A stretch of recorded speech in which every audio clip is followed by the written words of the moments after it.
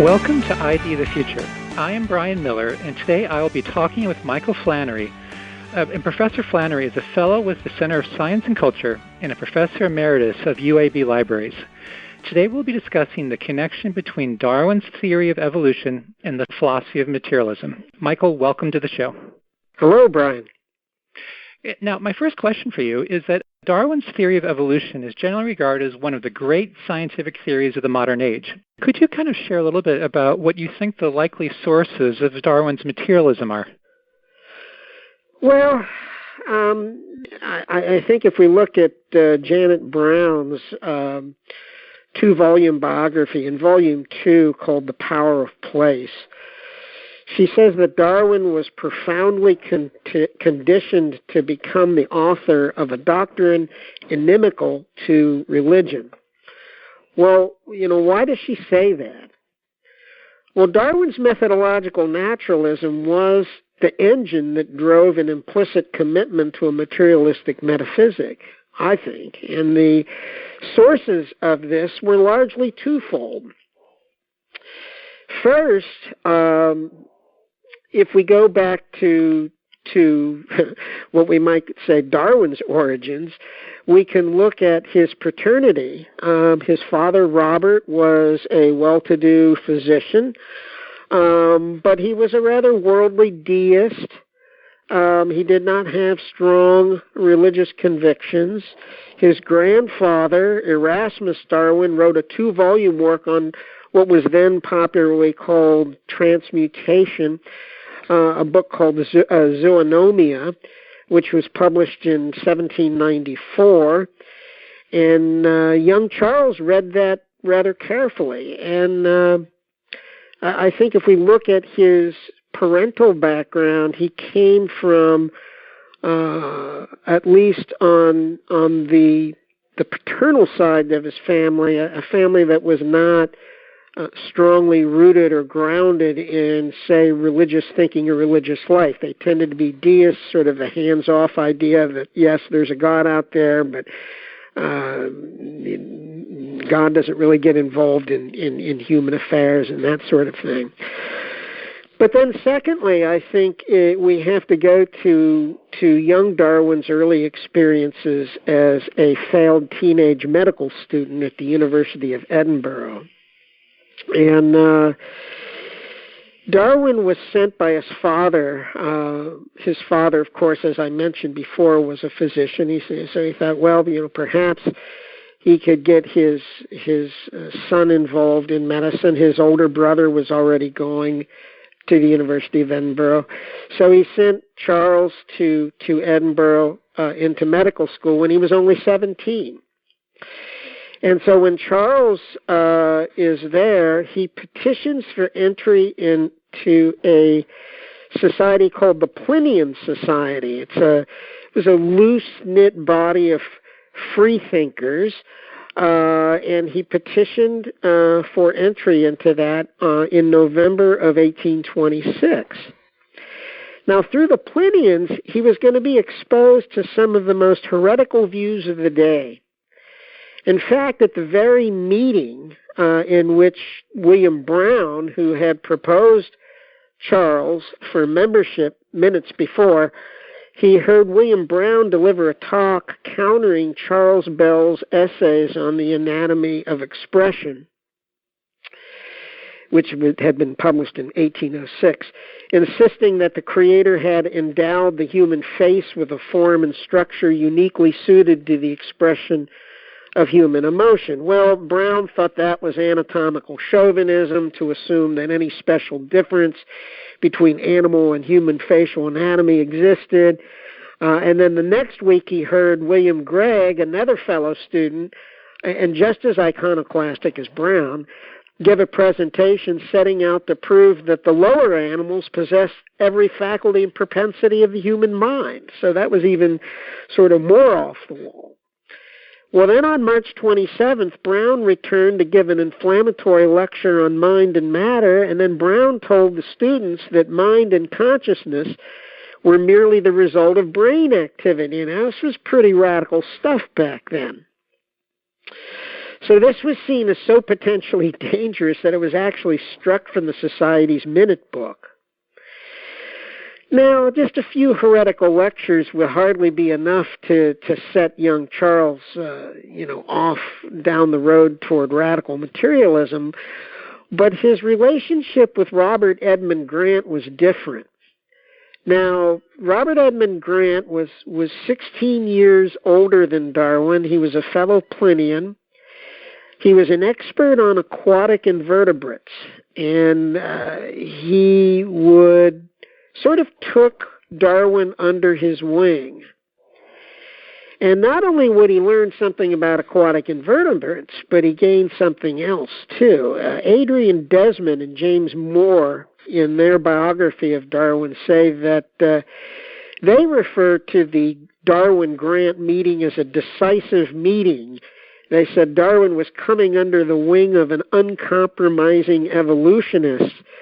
Nothing, they say, was sacred for Grant, and he saw no spiritual power behind nature's throne. The origin and evolution of life were due simply to physical and chemical forces, all obeying natural laws. So when we look at his background and we wonder, where is this materialism, these ideas coming from? Well, they're coming from ideas that he's, learning probably at his father's knee. We don't know exactly that his father certainly wasn't a strict materialist, but he's certainly gaining a lot of secular ideas, and then he goes off to the University of Edinburgh and comes under the influence of fellow Plinians who are giving all kinds of sort of materialistic lectures, and then he comes under the wing of Robert Edmund Grant, who even furthers this idea. So, by now, even at a very early age, Darwin has at least been introduced to the fundamental principles of materialism. Oh, that's very interesting. Now, how do you feel that this influence of materialism on Darwin affected his development of the theory of evolution? Well, he had, again, this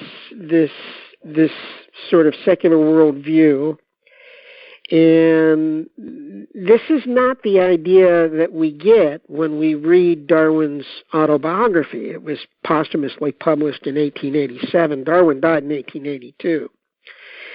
And a careful perusal of his private notebook shows that even in its earliest development, Darwin's evolutionary theory was really founded upon some materialistic assumptions.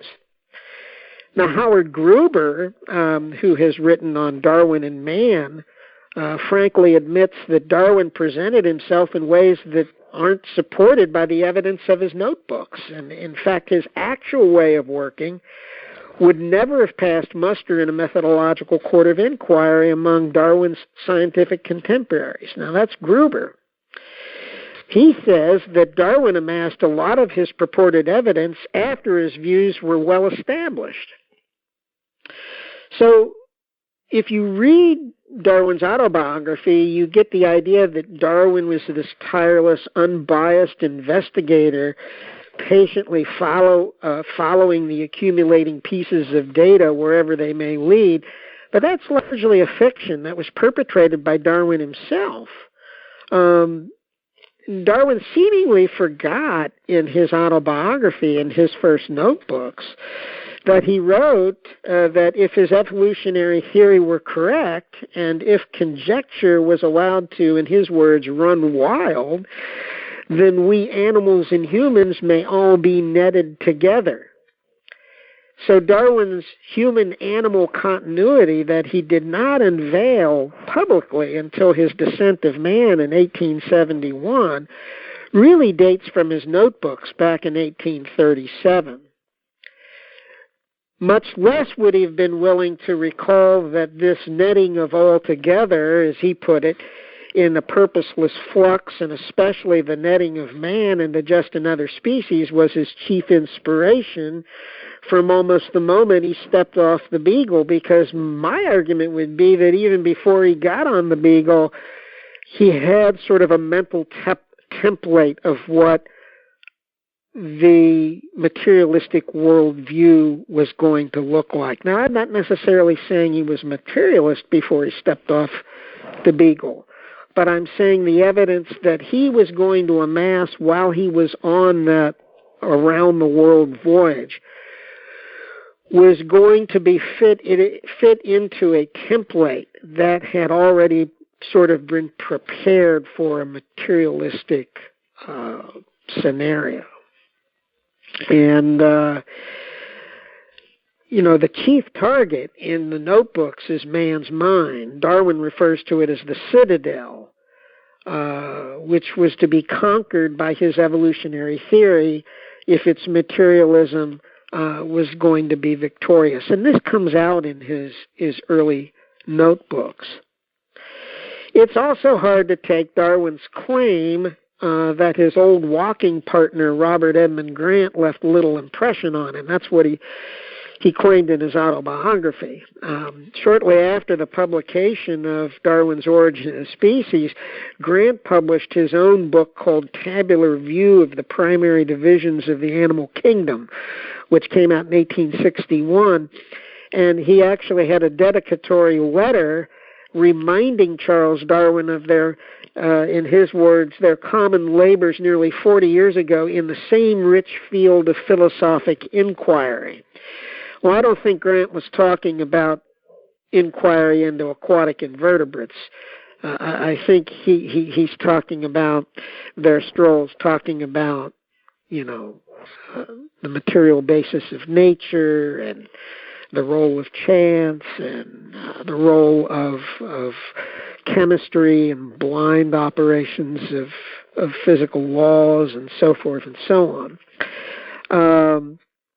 Even Darwin's biographer, Janet Brown, says that Darwin, it now turns out, was well aware of evolutionary views and perfectly capable of grasping the full implications of what Grant had to say. And he was prepared for that really by his own grandfather's book on transmutation called Zoonomia, which I had mentioned earlier.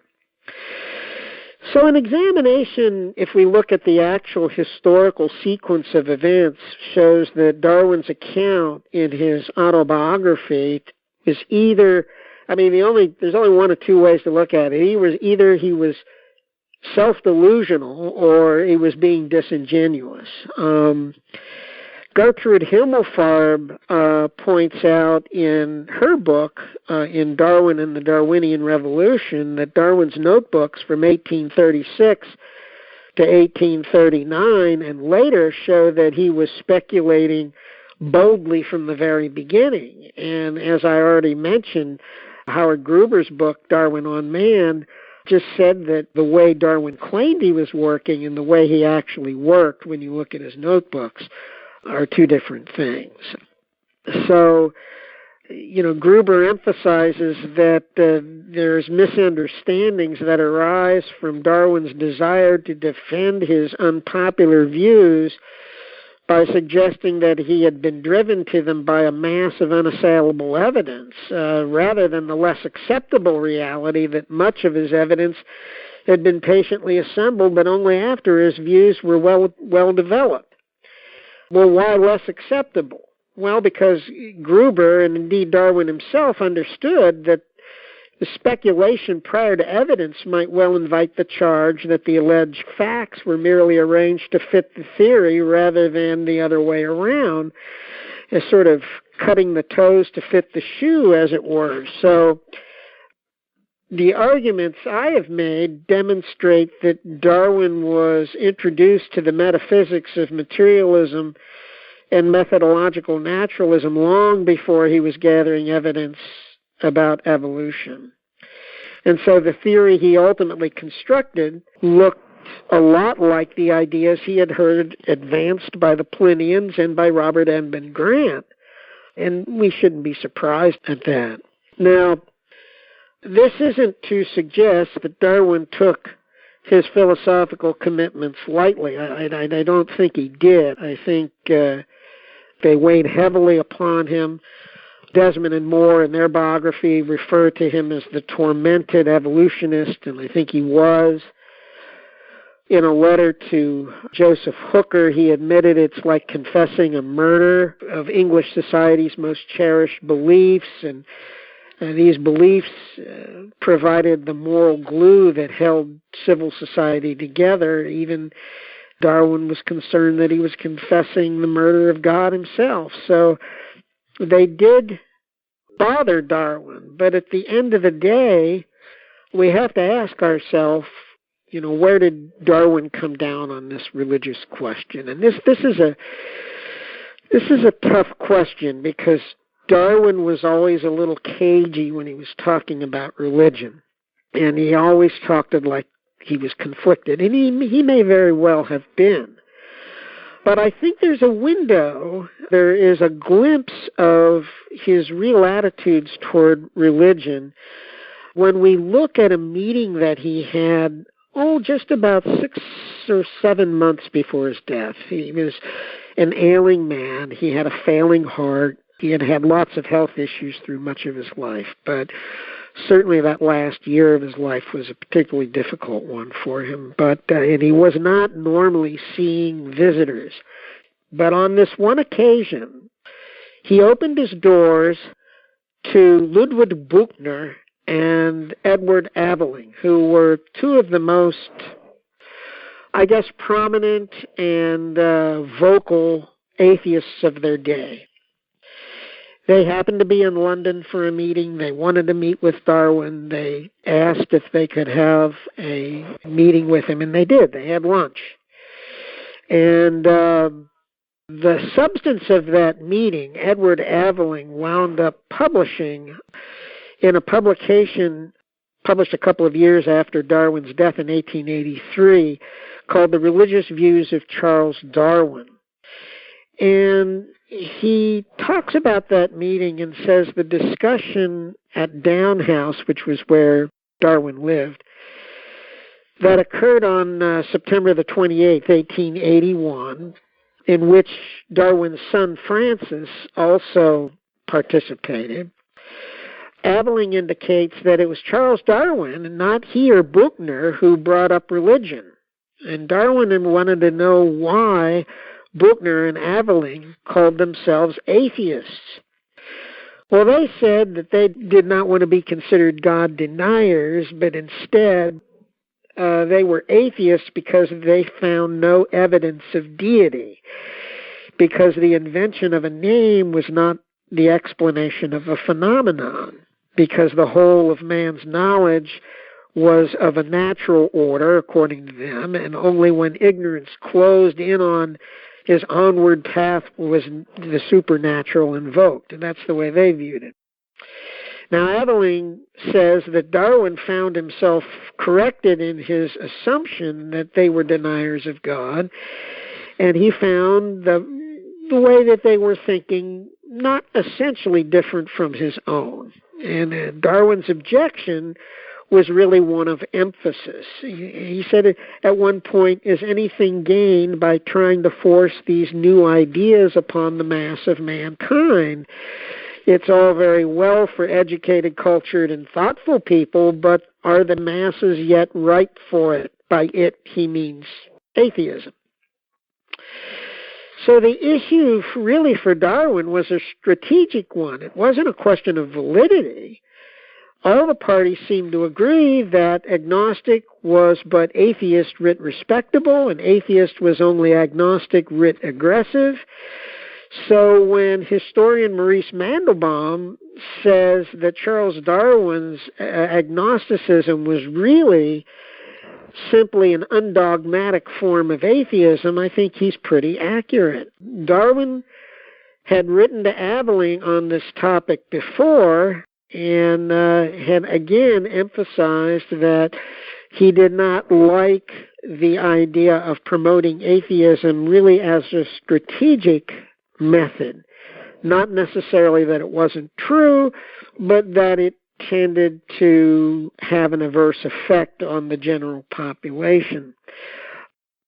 As any, reading of Descent of Man makes clear, For Darwin, the concept of deity could be compared to like the devotion of a dog to its master or a monkey to its keeper. He actually makes those comparisons, with the idea of a universal and beneficent creator simply an invention of man as an outgrowth of social development and culture. I mean, that's what it was for Darwin.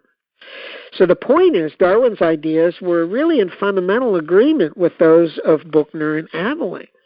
Now, as an interesting footnote to all this, Darwin's son, Francis, tried to walk all of his father's religious positions back in his autobiography, which he edited in 1892.